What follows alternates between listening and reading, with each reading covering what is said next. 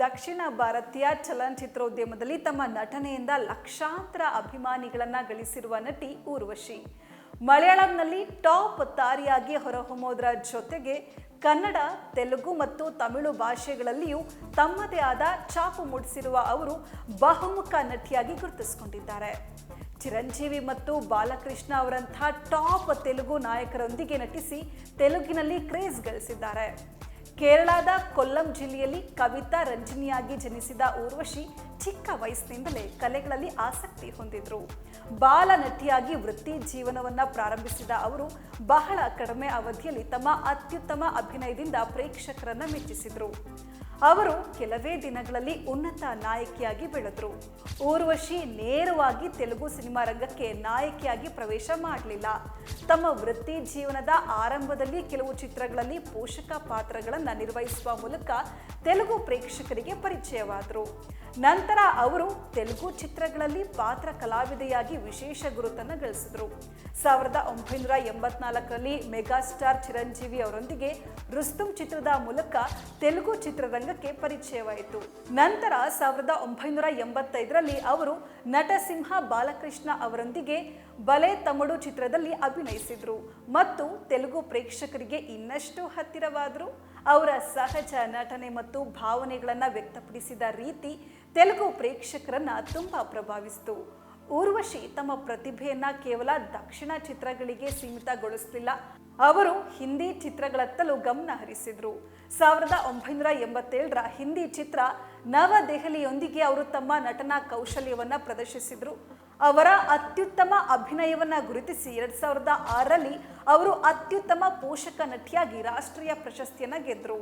ಈ ರಾಷ್ಟ್ರೀಯ ಪ್ರಶಸ್ತಿ ಅವರ ಚಲನಚಿತ್ರ ವೃತ್ತಿ ಜೀವನದಲ್ಲಿ ಒಂದು ಪ್ರಮುಖ ಮೈಲಿಗಲ್ಲನ್ನ ಗುರುತಿಸಿತು ಮತ್ತು ಅವರ ನಟನಾ ಪ್ರತಿಭೆಗೆ ನಿರಾಕರಿಸಲಾಗದ ಸಾಕ್ಷಿಯಾಗಿದೆ. ವೃತ್ತಿ ಜೀವನದ ಆರಂಭದಲ್ಲಿ ತಾರಾಪಟ ಗಳಿಸಿದ್ರು. ಊರ್ವಶಿ ತಮ್ಮ ವೈಯಕ್ತಿಕ ಜೀವನದಲ್ಲಿ ಅನೇಕ ಸವಾಲುಗಳನ್ನು ಎದುರಿಸಿದ್ರು. ವೃತ್ತಿ ಜೀವನ ಉತ್ತುಂಗದಲ್ಲಿ ಇದ್ದಾಗ ಅವರು ಮದ್ಯದ ಚಟಕ್ಕೆ ಸಿಲುಕಿದ್ರು. ಈ ಚಟ ಅವರ ಜೀವನ ಮತ್ತು ವೃತ್ತಿ ಜೀವನವನ್ನ ತಲೆಕೆಳಗಾಗಿ ಮಾಡಿತು. ಅವರು ನಟನೆಯತ್ತ ಗಮನ ಹರಿಸಲು ಸಾಧ್ಯವಾಗಲೇ ಇಲ್ಲ ಮತ್ತು ಅವರ ವೈಯಕ್ತಿಕ ಸಂಬಂಧಗಳು ಹಾನಿಗೊಳಗಾದವು. ಈ ಚಟವು ಅಂತಿಮವಾಗಿ ಅವರ ಚಲನಚಿತ್ರ ವೃತ್ತಿ ಜೀವನದ ಪತನಕ್ಕೆ ಕಾರಣ ಆಯಿತು. ಒಂದು ಕಾಲದಲ್ಲಿ ಬೆಳ್ಳಿ ಪರದೆಯನ್ನ ಆಳಿದ ತಾರೆಯೊಬ್ಬರು ವ್ಯಸನದಿಂದಾಗಿ ತಮ್ಮ ವೃತ್ತಿ ಜೀವನವನ್ನ ಕಳೆದುಕೊಂಡಿರೋದು ದುರಂತವೇ ಸರಿ. 2000ನೇ ಇಸವಿಯಲ್ಲಿ ಊರ್ವಶಿ ನಟ ಮನೋಜ್ ಕೆ ಜಯನ್ ಅವರನ್ನ ವಿವಾಹವಾದರು. ಅದ್ಯಾಗೋ ಅವರ ವೈವಾಹಿಕ ಜೀವನವು ಹೆಚ್ಚು ಕಾಲ ಉಳಿಲಿಲ್ಲ. ಅನೇಕ ಸಮಸ್ಯೆಗಳು ಮತ್ತು ಭಿನ್ನಾಭಿಪ್ರಾಯಗಳ ನಂತರ ಅವರ ವಿವಾಹವು ವಿಚ್ಛೇದನದಲ್ಲಿ ಕೊನೆಗೊಳ್ಳಿತು. ಈ ವಿಚ್ಛೇದನವು ಅವರ ಮೇಲೆ ತೀವ್ರ ಪರಿಣಾಮ ಬೀರಿತು. ಪರಿಣಾಮವಾಗಿ ಅವರು ತಮ್ಮ ಮಗಳಿಗೆ ಒಂಟಿ ತಾಯಿಯಾದರು. ಅದ್ಯಾಗೋ ಊರ್ವಶಿಯ ಜೀವನವು ಅಲ್ಲಿಗೆ ನಿಲ್ಲಿಲ್ಲ. 2006ರಲ್ಲಿ 44ನೇ ವಯಸ್ಸಿನಲ್ಲಿ ಊರ್ವಶಿ ಚೆನ್ನೈ ಮೂಲದ ಉದ್ಯಮಿ ಶಿವಪ್ರಸಾದ್ ಅವರನ್ನ 2ನೇ ಬಾರಿಗೆ ಮದುವೆಯಾದರು ಮತ್ತು ಅವರ ಜೀವನದಲ್ಲಿ ಹೊಸ ಅಧ್ಯಾಯ ಪ್ರಾರಂಭಿಸಿದರು. ಅವರಿಗೆ ಇಹಾನ್ ಪ್ರಜಾಪತಿ ಎಂಬ ಮಗನಿದ್ದಾನೆ. ಯಶಸ್ಸಿನ ಉತ್ತುಂಗವನ್ನ ತಲುಪಿದ ನಂತರ ವ್ಯಸನಕ್ಕೆ ಬಲಿಯಾಗಿ ನಂತರ ಚೇತರಿಸಿಕೊಂಡು ತಮ್ಮ ಶಾಂತಿಯುತ ಜೀವನವನ್ನ ಮುಂದುವರೆಸಿದವರಿಗೆ ಊರ್ವಶಿಯ ಜೀವನವು ಸ್ಫೂರ್ತಿಯಾಗಿದೆ. ಅವರ ಕಥೆಯು ಚಲನಚಿತ್ರ ಪ್ರಪಂಚದ ಕರಾಳ ಮುಖಗಳನ್ನು ತೋರಿಸಿದ್ರೆ ಆತ್ಮವಿಶ್ವಾಸ ಮತ್ತು ಭರವಸೆಯೊಂದಿಗೆ ಯಾವುದೇ ಪರಿಸ್ಥಿತಿಯನ್ನು ಜಯಿಸಬಹುದು ಎಂಬುದನ್ನ ಇದು ತೋರಿಸುತ್ತೆ. ಊರ್ವಶಿ ಅವರ ಇಬ್ಬರು ತಂಗಿಯರು ಕೂಡ ತೆಲುಗು ಟಾಪ್ ಸ್ಟಾರ್ಗಳು ಅಂತ ನಿಮಗೆ ಗೊತ್ತಾ? ಹೌದು, ಅವ್ರು ಬೇರೆ ಯಾರೂ ಅಲ್ಲ, ಕಲಾರಂಜನಿ ಮತ್ತು ಕಲ್ಪನಾ.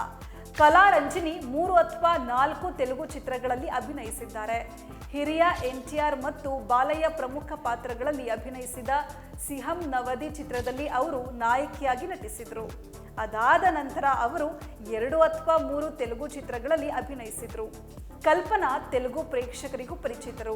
ನಾಗಾರ್ಜುನ ಮತ್ತು ಕಾರ್ತಿ ಮುಖ್ಯ ಪಾತ್ರಗಳಲ್ಲಿ ಅಭಿನಯಿಸಿದ ಉಪಿರಿ ಚಿತ್ರದಲ್ಲಿ ಕಲ್ಪನಾ ಆಯಾ ಪಾತ್ರವನ್ನ ನಿರ್ವಹಿಸಿದ್ದಾರೆ. ಕಲ್ಪನಾ ತೆಲುಗಿನಲ್ಲಿ ಒಂದೇ ಒಂದು ಚಿತ್ರದಲ್ಲಿ ಅಭಿನಯಿಸಿದ್ದಾರೆ. ನಾಗ ಚೈತನ್ಯ ಮುಖ್ಯ ಪಾತ್ರದಲ್ಲಿ ನಟಿಸಿದ ಮಜ್ಲಿ ಚಿತ್ರದಲ್ಲಿ ಅವರು ಕಾಣಿಸಿಕೊಳ್ತಾರೆ.